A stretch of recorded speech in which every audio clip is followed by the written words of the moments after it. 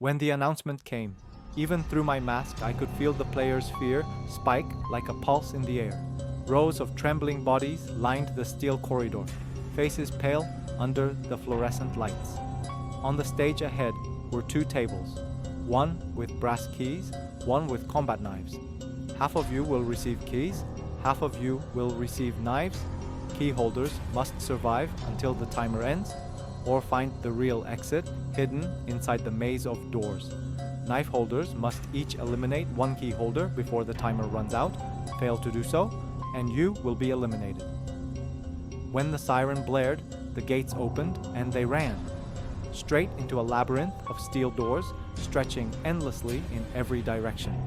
I stood on the upper catwalk with my rifle, staring down into that twisting maze. Every corridor was lined with doors, red, blue, black, some real, some fake, some leading nowhere.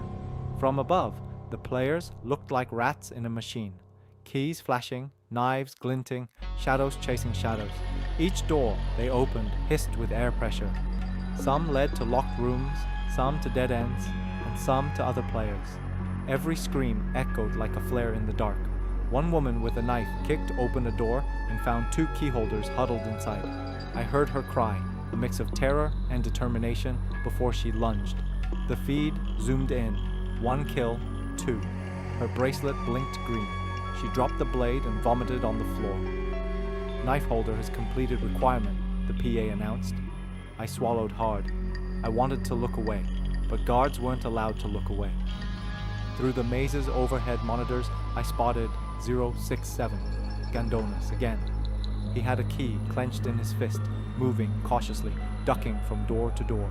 He tested handles, counted corridors, memorizing the maze instead of panicking like the others. He was clever, always had been. Then a knife holder came into frame behind him. A tall man, breathing hard, blade dripping. The camera tracked him as he stalked closer, whispering, "One more kill." One more Gandonas opened a door. Locked. He fumbled with the key, hands shaking. I couldn't move, couldn't speak, just watched through the monitor. Keyholder attempting escape, one supervisor said.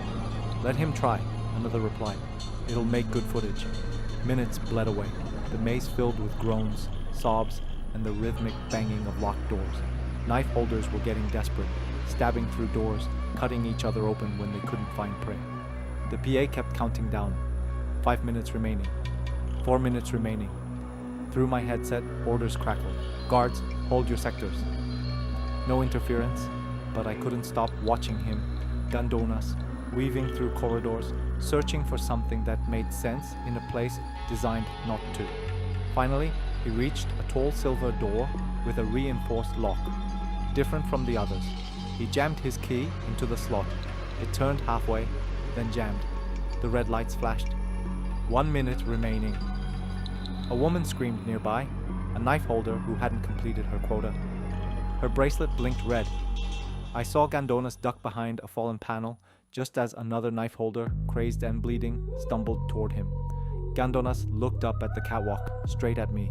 Through the glass of his blood-splattered mask, I could see the faint recognition, a flash of memory. He turned, kicked the jammed lock, and the door clicked open just as the buzzer sounded. When the game ended, only a handful of key holders were alive. The rest of the maze was silent, the floor littered with brass, knives, and bodies. We marched through, collecting weapons, tagging corpses, dragging the survivors away. As I passed the silver door, I saw the smear of 067's blood on the frame. He'd made it through, but barely. For the first time since I'd put on the mask, I felt my hands shake. Because in that maze of doors, I couldn't tell anymore who was really trapped, the players or me.